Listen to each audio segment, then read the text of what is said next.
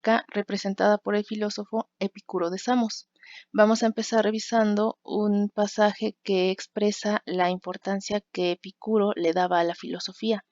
Dice, para Epicuro la filosofía es mucho más que un teorizar y un saber objetivo, es una actitud personal, una actividad que proporciona felicidad a la vida, que, a la manera de las medicinas al cuerpo, aporta salud al alma. Filosofar es no un lujo, sino una urgencia vital en un mundo caótico y alienante. La filosofía es una especie de saber para la vida, y por eso decía Epicuro que la filosofía es una actividad que con palabras y razonamientos proporciona una vida feliz. Aquí lo importante es identificar, pues, la utilidad práctica que Epicuro ve en la filosofía al definirla como una actividad. Para Epicuro, la filosofía es una actitud, una actividad que proporciona una vida feliz. Este es un pasaje que viene en un libro que se llama Epicuro, precisamente, que es de Carlos García Gual, y es esta la base que él toma para desarrollar su teoría ética. Entonces vamos a revisar el hedonismo. Dice, al igual que el eudemonismo, la teoría ética que ya vimos de Aristóteles, el hedonismo de Epicuro es una teoría teleológica.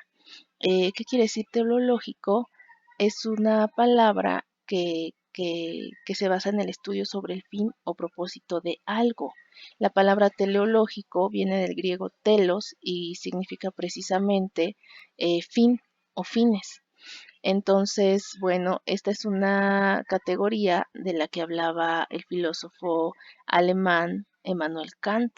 Kant decía que todas las éticas anteriores a su ética de él eran teleológicas porque se basan en la idea de que las acciones que los seres humanos realizamos tienden a un fin. Entonces la pregunta inmediata es, ¿cuál es ese fin que persiguen los seres humanos a través de sus acciones y sus decisiones? Para responder esta pregunta vamos a recordar un poco el eudemonismo de Aristóteles, que es la primera teoría teleológica que vimos. Dice su teoría ética, que es el eudemonismo, es un tratado sobre el actuar humano, en donde comienza por explicar cómo actúan los seres humanos y por qué actúan de la forma en que lo hacen. Entonces Aristóteles comienza a partir de o partiendo de la pregunta, ¿cómo actúan los seres humanos y por qué actúan así? Aristóteles considera que el ser humano tiende por naturaleza a buscar el bien. Entonces, esta idea de por naturaleza es bien importante para entender a Aristóteles, porque esta es la forma en la que él explica cómo se comportan los objetos, incluso cómo se comportan los seres humanos. Por ejemplo, si alguien toma una roca y la suelta, la roca va a caer. Y Aristóteles explicaba que la roca cae porque tiene una tendencia natural de regresar a su lugar de origen, que es la tierra. Hay que recordar que Aristóteles está ubicado en la Grecia antigua y pues han pasado 25 siglos, entonces Aristóteles no tenía el concepto de gravedad. Él lo explicaba de esa manera. Así como la roca, los seres humanos también actúan eh, in- in- inclinados por una tendencia natural. Y la tendencia natural que los seres humanos tienen es buscar el bien. Sea cual sea el concepto que nosotros tenemos de bien, siempre lo queremos. Es lo que dice Aristóteles. Es muy difícil que alguien de manera libre haga una acción o tome una decisión que sabe que le va a causar un daño o que sabe que lo va a hacer sufrir. Las personas no actúan de esa manera. Libremente, por lo menos, no. Puedes tomar malas decisiones sin saber que eran malas, o puedes actuar causándote algún daño por una coerción o por que alguien te está imponiendo que hagas eso. Pero Aristóteles insiste, de manera libre es muy difícil que alguien actúe sabiendo que le va a traer el mal o sabiendo que le va a traer sufrimiento. Incluso en casos extremos como aquel que se suicida. El que se suicida, que está buscando, pues está buscando un bien, que es dejar de sufrir.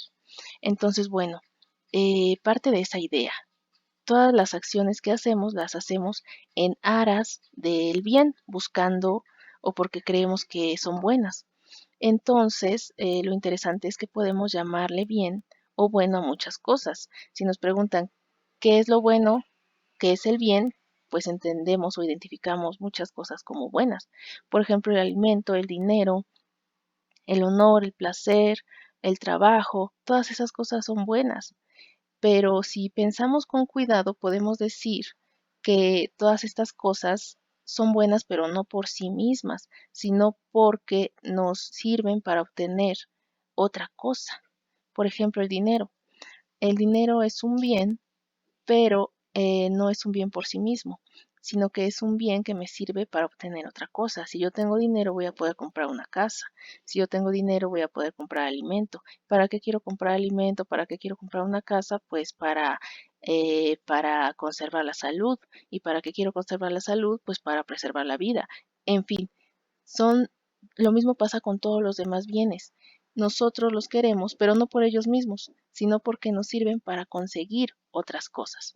En este sentido, Aristóteles dice, de toda esta telaraña de cosas que identificamos como buenas, debe de haber una que queremos por ella misma, y no porque es un medio para obtener otra cosa. Debe haber, pues, un bien último, un bien mayor, que queramos por él mismo. Entonces dice, en consecuencia Aristóteles piensa que debe haber un bien último que queremos por él mismo. ¿Cuál es ese bien que una vez consiguiéndolo no necesitamos de ninguna otra cosa? Bueno, a ese bien que una vez consiguiéndolo no necesitamos de nada más, le llamamos felicidad. Es el bien supremo, el bien último, es aquello que una vez que tenemos no necesitamos otra cosa. En esto A partir de esto, pues, Aristóteles va a llegar al concepto que da nombre a su teoría ética, que es eudemonismo, y va a empezar a desarrollar toda una teoría de cómo llegar a la felicidad, que Aristóteles identifica con la vida en la virtud, la vida virtuosa a partir del justo medio y la moderación. Pero ahora lo que nos interesa es relacionar este concepto de felicidad con el hedonismo de Epicuro, porque como vimos al principio, Epicuro también afirma que los actos humanos tienden a un fin y que la filosofía produce pues una vida feliz. Entonces, ¿qué es la felicidad para el hedonismo en Epicuro? Vamos a definirlo de la siguiente manera. La felicidad consiste en una vida colmada de placer. En este sentido, el hedonismo es una palabra que viene del griego hedone y que significa precisamente placer. Al ser una teoría teleológica, el hedonismo asume que el fin último que persigue el ser humano a través de sus acciones es y debe ser ni más ni menos que el placer. Y entonces es aquí donde nos empieza a interesar el pensamiento de Epicuro y donde decimos, mira, ese Epicuro sí que sabía cómo disfrutar la vida en el placer, por supuesto, el placer del amor, el placer del sexo, el placer de las fiestas, el placer de la diversión, el placer de tomar, de emborracharnos. Eso es lo que nosotros entendemos por placeres. Afortunadamente, Epicuro no tiene la misma noción de placer que tenemos nosotros. ¿Qué es el placer para Epicuro? Epicuro basa su concepción de placer a partir de dos conceptos griegos fundamentales, la aponía y la ataraxia. La aponía es la ausencia de dolor en el cuerpo. Los griegos entendían por aponía cuando el cuerpo no tiene ningún dolor, ni exterior ni interior. Por ejemplo, cuando le sacan una muela, se experimenta, se experimenta dolor, se experimenta sufrimiento. Y ese dolor, por supuesto que para nada es placentero, porque es lo contrario al placer. Entonces, la aponía es esta sensación de que el cuerpo no duele, de que está sano, de que está bien, no me duele nada en el cuerpo y no tener ningún dolor en el cuerpo es placer. Y el otro concepto es la ataraxia. Este es un concepto un poco más complejo porque por ataraxia los griegos entendían la ausencia de perturbación en el alma. Eh, ¿Qué es la perturbación? La perturbación es lo que inquieta, es lo que angustia, es lo que te tiene preocupado y entonces el alma no está en paz. Epicuro lo explicaba con una imagen. Él decía, imaginen el mar cuando está en completa calma, cuando ningún viento toca su superficie. Esa especie de serenidad es la que debe tener el alma.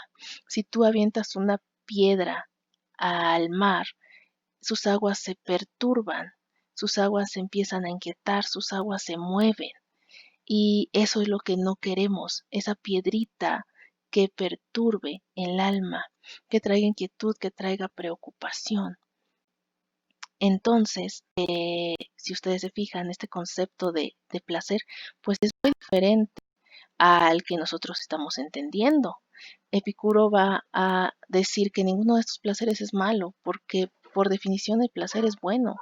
El placer se siente bien, pero hay placeres que traen consigo un sufrimiento o una inquietud.